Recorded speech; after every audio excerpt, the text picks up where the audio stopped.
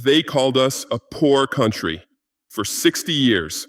In every report, every headline, every meeting, Burkina Faso, one of the poorest countries in the world.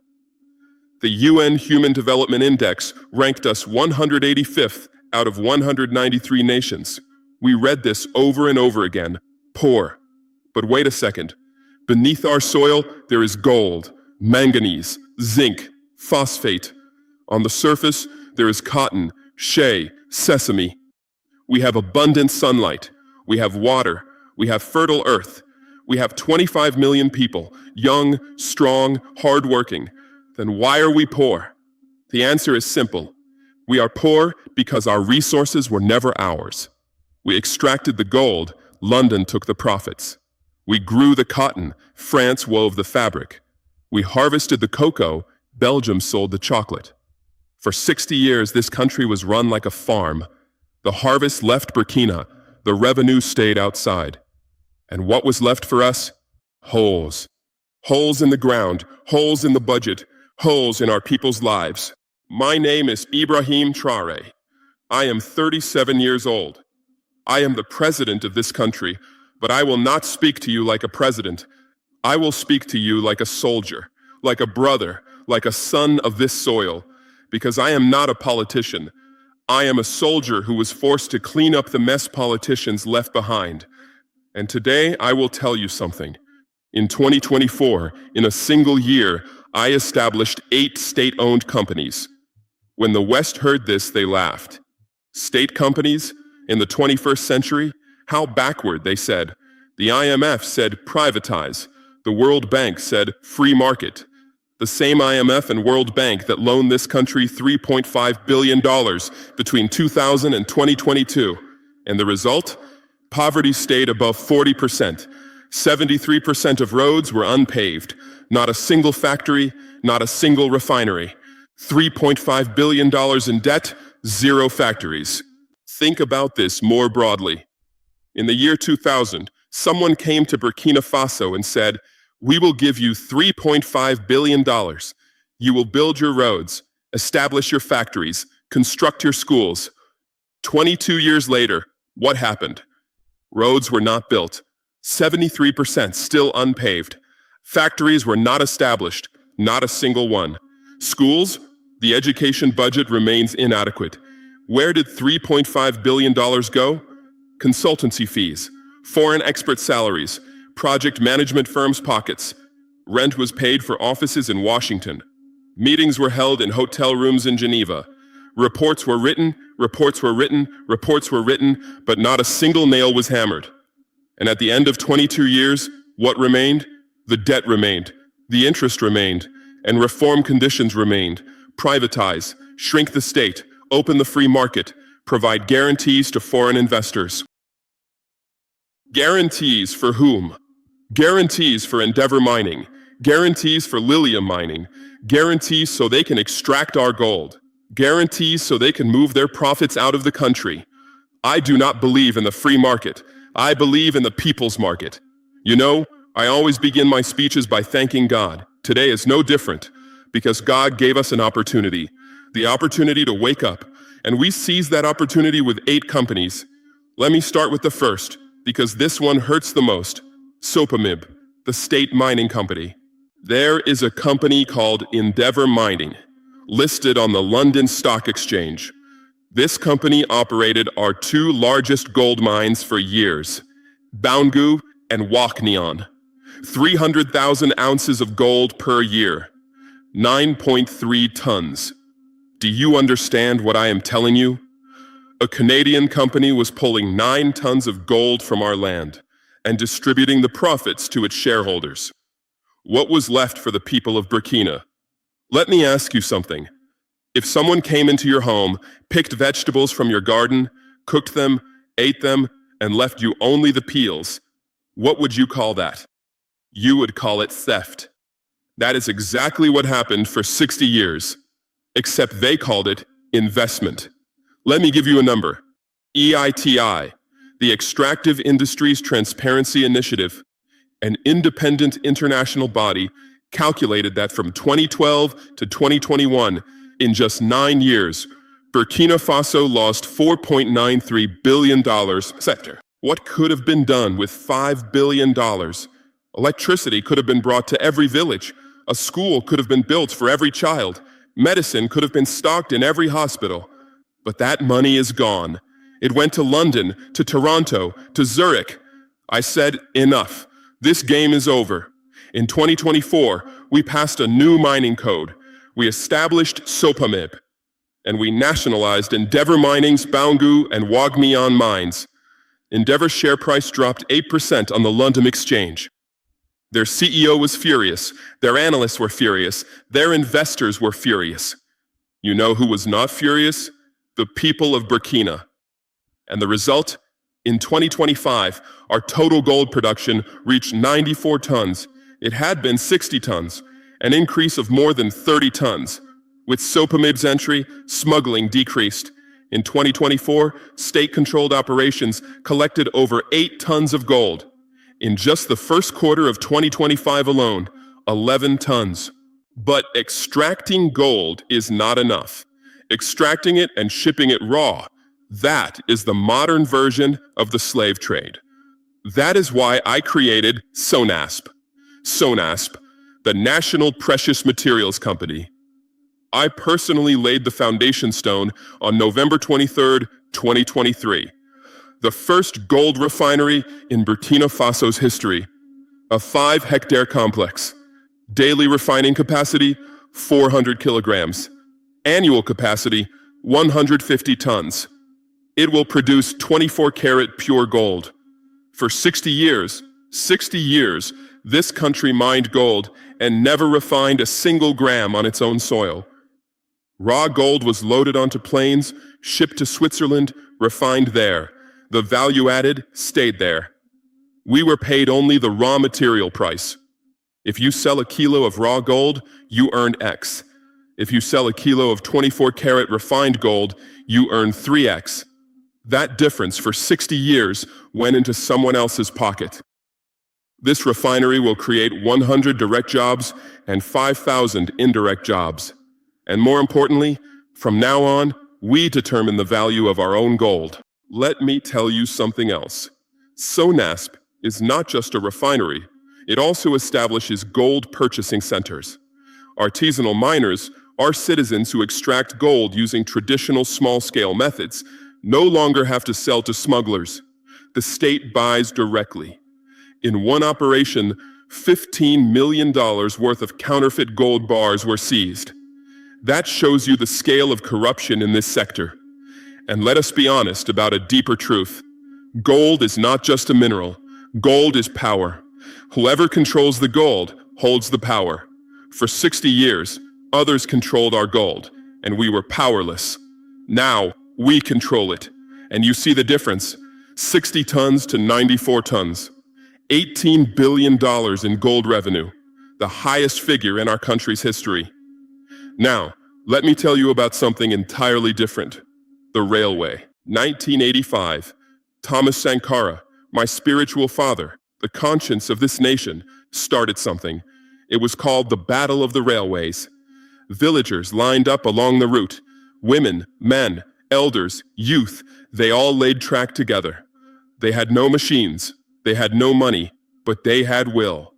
In 2 years, 100 kilometers, from Ouagadougou to Kaya. Sankara's dream did not end there. He wanted to continue north, to Tambao. Africa's largest manganese deposit sits there. No road, no transport. That treasure just sitting there. Sankara would connect it by rail and turn Burkina into an industrial nation. October 15th, 1987, Sankara was assassinated. The railway stopped at Kaya, never reached Tambao, and for 38 years, not a single meter of track was laid. Traore ruled for 27 years, always promised, never delivered. Then Traore came, he too did nothing. Officially launched in 2025, 590 kilometers, standard gauge, from Ouagadougou to the port of Tema in Ghana. Understand this, Burkina is landlocked. Our only rail line goes to Abidjan and Ivory Coast, built during the French colonial era. built to drain our resources outward. When ECOWAS imposed sanctions on us, Ivory Coast shut its border, tried to strangle our trade. We were hostage to a single exit. Not anymore. Tema, Ghana's Atlantic port, will be our second door. A country with two exits has bargaining power. A country with one exit is a hostage. Faso Rails will not just lay track, it will carry Sankara's spirit to Tambao. Let me pause here for a moment.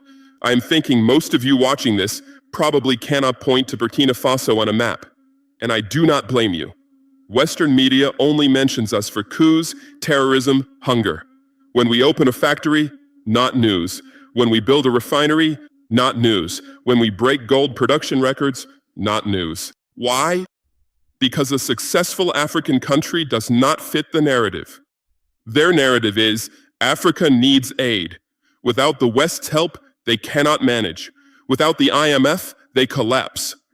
We did not collapse. We are standing.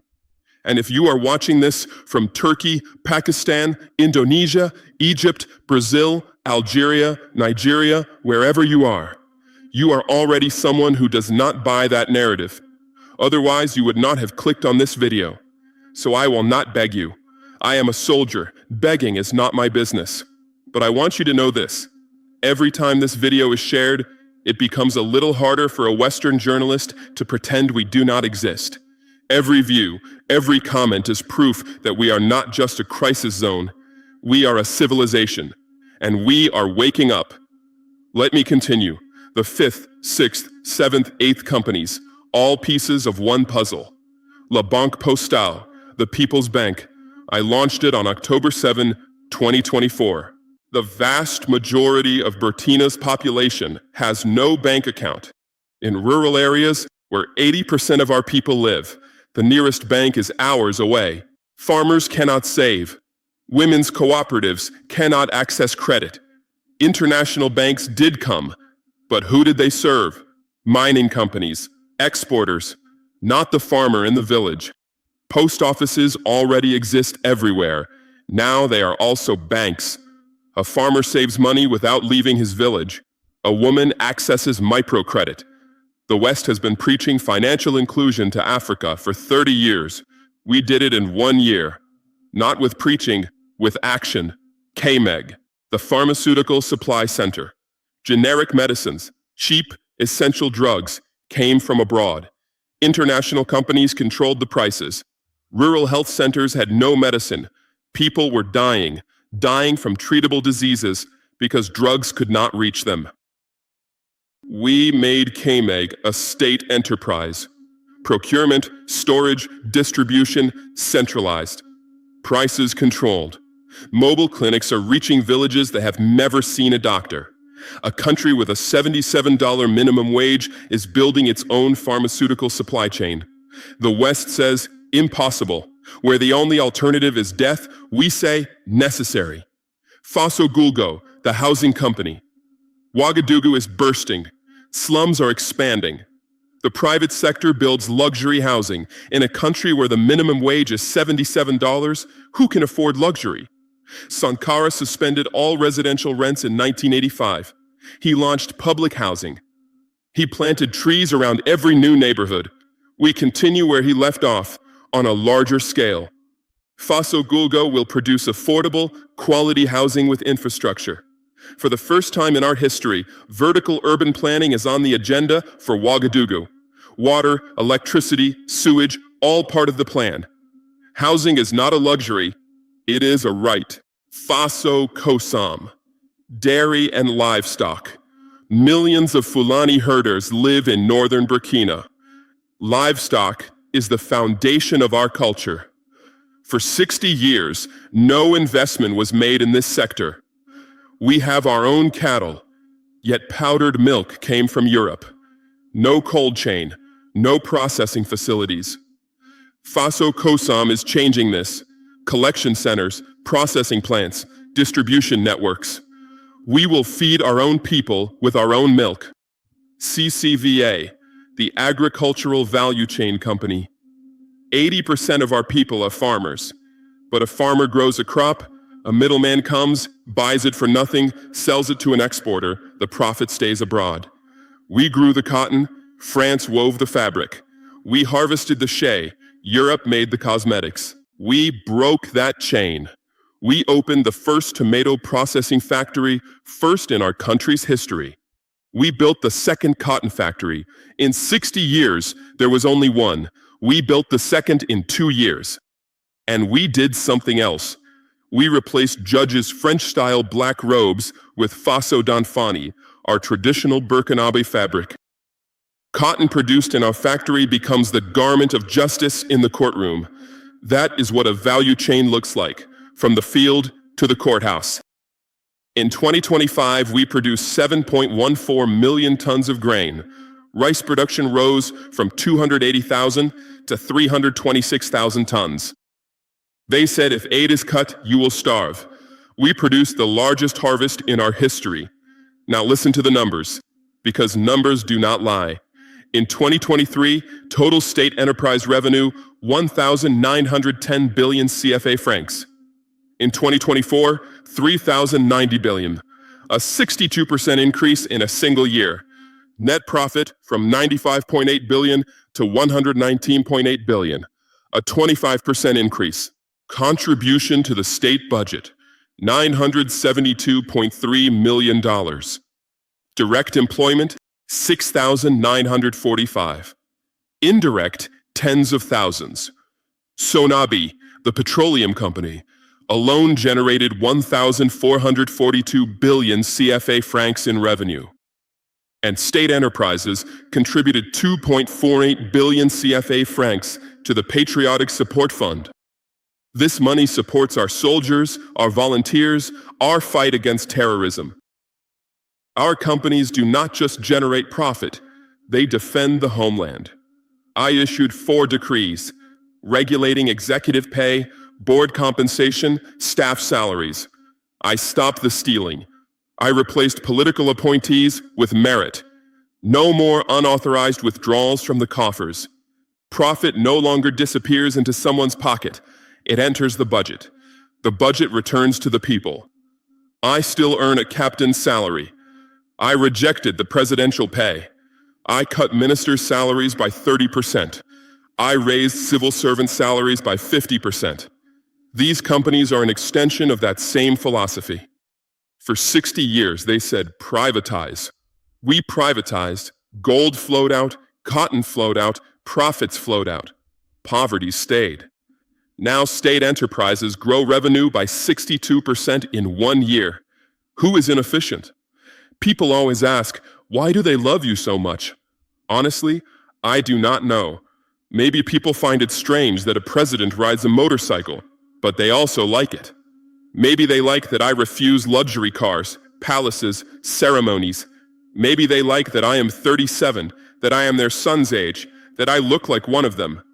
But I think the real reason is this. People are tired of lies. For 60 years, presidents came, promised, stole, and left. Compaoré stayed 27 years, surrendered the country to France. Caboret came with promises, did not build a single factory. I do not promise, I build. 8 companies are not promises, they are real. 94 tons of gold is not a promise, it is real. The refinery is not a promise, its foundation is laid, its walls are rising. The railway is not a promise, the project has started. And you know, this is not just about Burkina, this is a continental matter. Mali is on the same path. They raised state ownership in mining to 35%.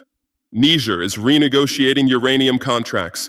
Ghana, Tanzania, Congo, everywhere, the same questions are being asked. Why are we so poor when we are so rich?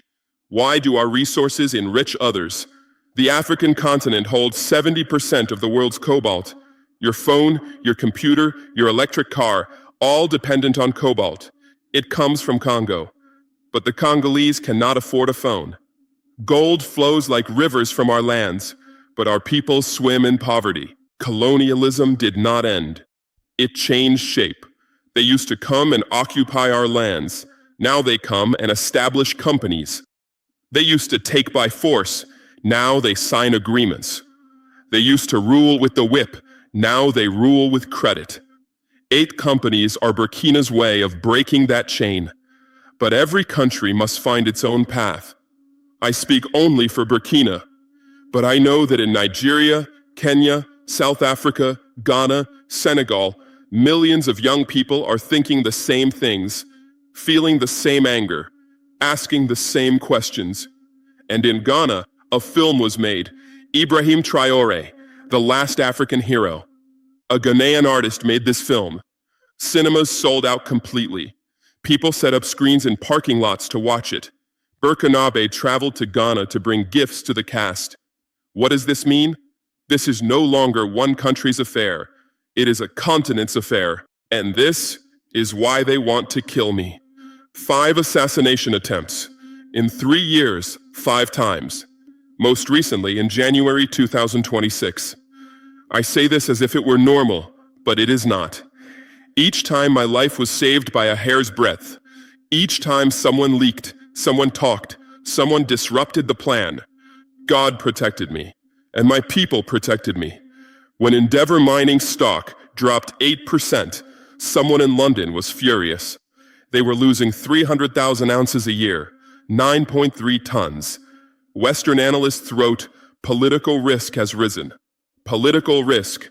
A country reclaims its own gold, and they call that political risk. Was the real risk not the 60 years of gold being stolen? Sankara walked this same path, nationalized resources, pushed out foreign companies, rejected the IMF, and was killed. Lumumba walked this same path. He wanted to nationalize Congo's mines. The CIA in Belgium had him murdered. Gaddafi, the man who dreamed of a single African currency, a single central bank, a single army, was lynched under NATO bombs. Every time, the same script. When an African leader moves to nationalize resources, there is either a coup, an assassination, or a humanitarian intervention. But this time is different. The AES exists. Mali, Niger, Burkina stand together. The alliance of Sahel states. 3 countries, 3 armies, 1 fist. 50,000 volunteers for the defense of the homeland. Civilians who took up arms to defend their nation. And 25 me in Burkina, standing guard in the streets, at intersections, every night. They are not protecting me. They are protecting this revolution. Because they understand now, it is not about one man. It is about an idea. And you cannot kill ideas. They killed Sankara. They could not kill his idea. The fact that I am standing here is the proof. People ask me, what if you fail? What if these companies go bankrupt? What if gold prices collapse? I might fail. A human can fail. But never having tried, that is the real failure. For 60 years, nothing was attempted. For 60 years, they said, we cannot. They said, they will not allow it. They said, the IMF will be angry. They said, investors will flee. We tried, and in the first year, revenue rose 62%. Gold production broke records. We achieved food self-sufficiency. Our people are fed. Our soldiers are equipped. Our roads are being built. Is it perfect? No. Do we have problems? Yes, we are still fighting terrorism. Our people still suffer. But for the first time in 60 years, there is a direction, there is a plan. And that plan is in the hands of the people. I am looking at the next 5 years, the Relance Plan, 2026 to 2030, $60 billion, 2/3 from internal resources. The revenues from these 8 companies will feed that plan.